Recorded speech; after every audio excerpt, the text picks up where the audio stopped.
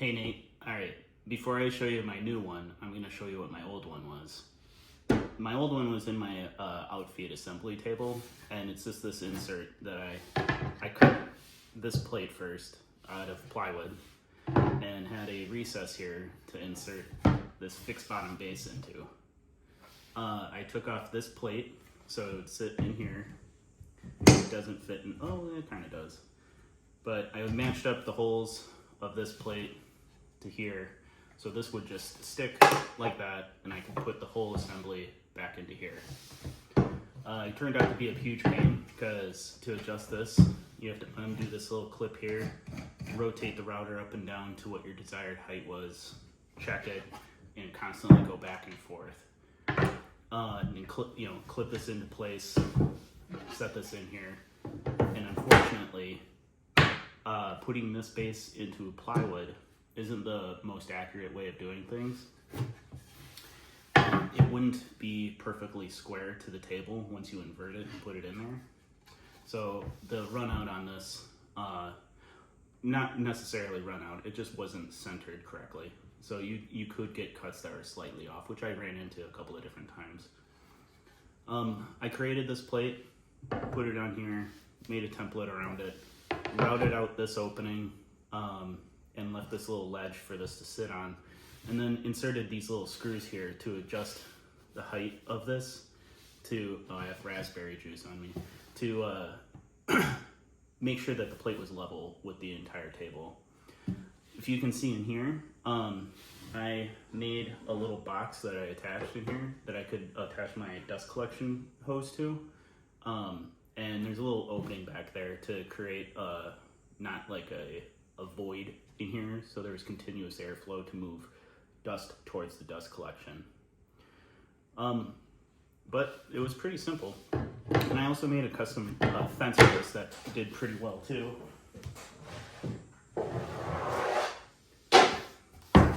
This is the fence I made.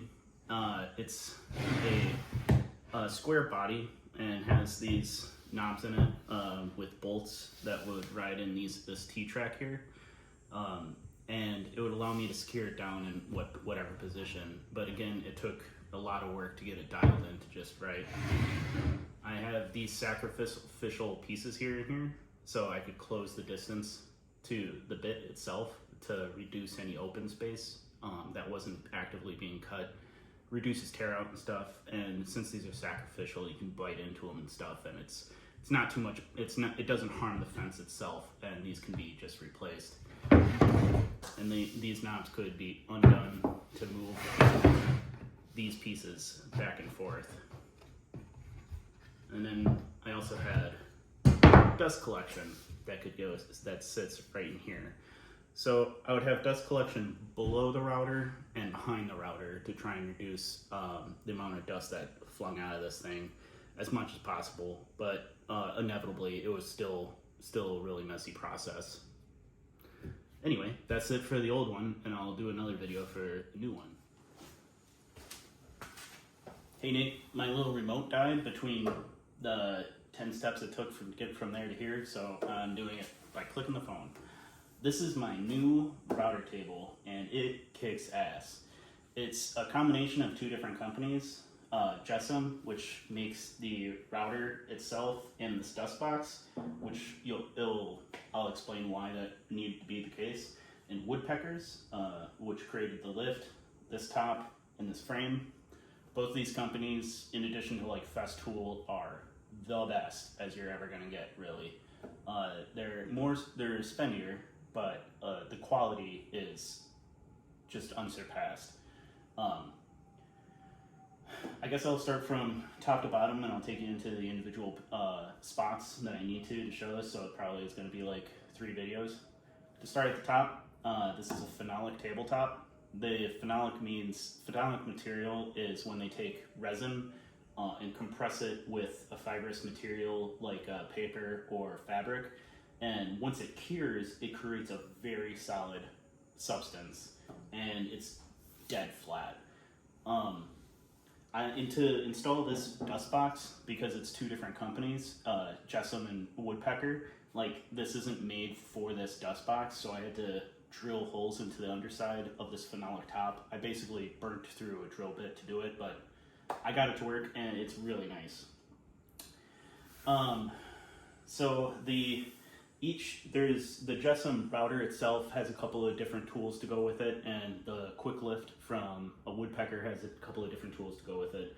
Woodpecker's the quick lift gets its name because of this.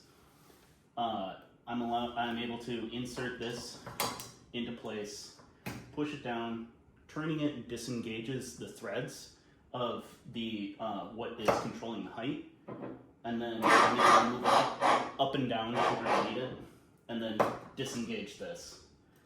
And once I get it into the rough area, say I change my bit and then put it into kind of like an inch above the table if I need it, I can come back with this tool and come here and dial it into 1/64th of an inch to get like exactly where I need it. So one full, even better than 1/64th, one full revolution is 1/64th of an inch. So you can increment that even smaller. And there's these little marks on here along the circle to get it even finer. This is called the starting pin. Right now I don't have my fence. The fence that's coming is also from Woodpecker and it kicks ass. I can send you another video of that once it actually happens, or once I actually get it. This little starting pin is for free routing without a fence. It has 3 starting positions, here, here, and here. If you thread that in there, you can use it as a pivoting point to bring your piece up to this, and then slowly turn it into the router bit until you're able to like move along. Then the lift plate itself comes with 3 different collars of different sizes. So it's to bring the tabletop closer to the router bit. So the amount of open space that you're running across is smaller and smaller as best you can get. This is a tool to put in those rings. And then these are 2 wrenches that go with the router to change out bits. I'll bring you in closer for a better look. Nader Tater. Okay, this is a zoomed in look at the Woodpecker's Quick Lift HDS. This is the top of the line router lift plate that you could probably get. JessEm also makes one, but they don't have this quick lift technology, and their dialing in is 1/32 of a full revolution. That's nitpicking, but if you were to change out a router bit the router is real low in there, it can be kind of a pain to like sit here with their version of this tool and just go like this forever. It would be not as long as one full rotation taking 1/64th of an inch, but you get the idea. Now, say on this one, I'm going to change out the router bit. As I kind of already explained, it's regarding this tool. It's kind of keyed here, and it has a receptacle like down here, where once you place this in there and turn it, it disengages the threads that are holding the lift in place that you would adjust this with. So after it disengages, you can use this to bring the router up or down to its rough position before you like dial in the final height. Anyway, it goes in this little hole here. And there you go. And then you push all the way down, twist, whoops, all the way down, twist, and then you can pull it all the way up. Then you disengage the quick lift bar, and this sits in place. And the threads are now engaged, but it's at its max height. So let's say I was going to put in a router bit.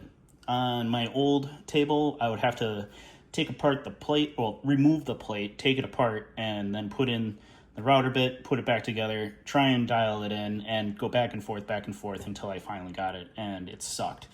But here, I just bring the router to the top, grab these 2 wrenches, and it's real easy to just undo and then, loosen this up.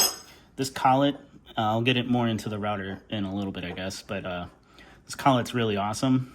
This is called an E20. This is probably the best thing you can get as far as router tables.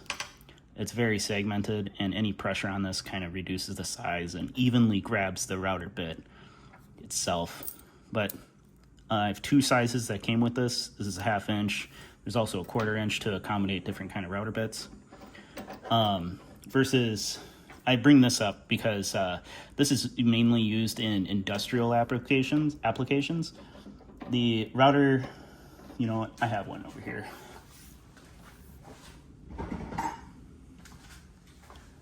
This is a DeWalt, just regular handheld router. You can see the collet here. It only has like 4 teeth to it, which is this. This is great. This doesn't do too bad, but this can tend to have run out where the bit isn't centered on here, and it can like wiggle. That's a big exaggeration. You're only talking about fractions of an inch, but it can cause problems. Anyway, let's say I'm going to put in a router bit in this. This is a monster of a bit. This is like my favorite. This is a flush trim template bit. It's massive, has this Astra coating, and it extends the life of it, and it's really sharp. It's a combination bit, so it cuts this way and this way as it's spinning, and has 2 guide bushings, so you can use either end. It's so large, in fact, when I put this in there, I can't use this because it's too high up off the table, unless my stock is really thick. So anyway, put that in there, pull it up just a tiny bit so it's not bottomed out. Kind of tighten it by hand until I can't tighten it anymore. I took off the collet, so this is probably going to take a little while. Otherwise, it's only like a turn or 2 and then you get it. And there, it's tightened into place. And then I'd be able to use this quick lift, engage, put it down to rough height or whatever. And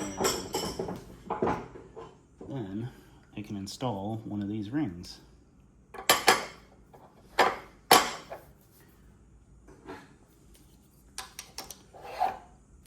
There we go. And then it's all set. Well, not entirely set. I would then be able to use this, and you might be able to see that there's these little marks on this, and I'd be able to adjust down and up until I'm exactly whatever height I need. Cool. I think that's it for this one. Neat. All right. So this is the router itself, and then you can kind of see the underside of the lift as well. Here are the threads, and the part that disengages with that quick lift tool is right back here, and it just kind of swings out of the way. You can adjust it and put it back in place. So this router, I got it specifically from JessEm for, well, one, it has this dialing in ability. The Power Tech you can get by just itself, or you can get this SR one, which gives you this control box, and it allows you to dial in the speed at which it spins, which is important for the size of the router bits that you're using. If it's a wider bit, the arc length is a lot longer than if it's a really narrow bit. So wider bits you want to like dial down, and then smaller bits you can dial up. Otherwise you can get burning or tear out and whatever. Anyway, this is really nice because on the other one I'd have to adjust it by hand. This one you just kind of dial it in, and I'll show you that in a little bit. Anyway, this router itself is also really sweet because if you can see back here, these hoses that connect to the router, they have a dedicated inlet behind the box. That means that the air that's going into the router motor is clean and it doesn't contain any dust. Most routers actually intake from within the box, and over time will, work up a lot of dust inside of it, and over time fail, or you need to replace the, what do you call them? Shit, I don't remember. But there's like little carbon blocks that push up against the motor. Anyway, and this actually comes with a pair of replacement ones. But this has a dedicated inlet behind it, and this is the only router that I found that does this. So I immediately jumped on this because the lifelong and quality of this setup is just going to be outlasting. You can see this, where is it? There, this blue tube that leads up to the back. I have it connected right here, so I can connect my main dust collection to it whenever I use it. There's a piece behind this dust box that splits the two. The main 4-inch line connects directly to this dust box, and then there's a 2-inch line that will feed out from the back up to the fence when I get it, and it will supply dust collection behind the fence as well. So there's that. It comes with this little door to like keep things shut and airflow coming in. Oh, the airflow from the router, it comes in through the back, through those tubes and into the router. And then the outlet is up here, so it blows out up here and prevents dust from ever getting into the motor. Anyway, so if I'm going to, I have a light on here, but it makes it harder to read that little speed screen right here. So if I were to turn it on, you can see the numbers coming up, and then I can dial it down or dial it up and get exactly what I want. And then just turn it down, and it has a magnetic assisted brake. It could be faster. My Palm router has like a really strong brake, so it stops in just a matter of a second maybe. But yeah, I love this so much. Anyway, there we go.